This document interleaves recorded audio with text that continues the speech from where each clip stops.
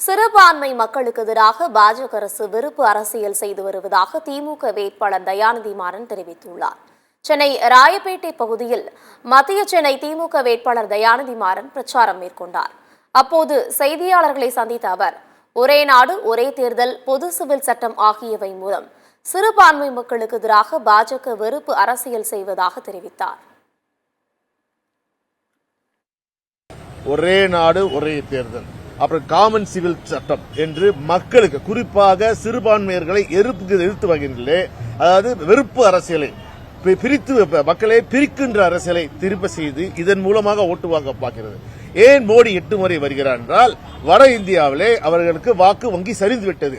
இன்னமும் தமிழ்நாட்டிலே அவர்கள் திடீரென்று ஓவர் நைட்ல ஒபாமான்னு சொல்லுவாங்களே, அது மாதிரி ஓவர் நைட்ல பாஜக வாக்கு வங்கி பெருத்து விட்டது போல் ஒரு பிம்பத்தை, ஒரு மாயையை உருவாக்கி இதன் மூலமாக வட மாநிலங்களில் ஓட்டுகளை வாங்கலாம் என்று ஒரு பிளான் போட்டு கதை வசனம் எழுதி அந்த கதை வசனம் போல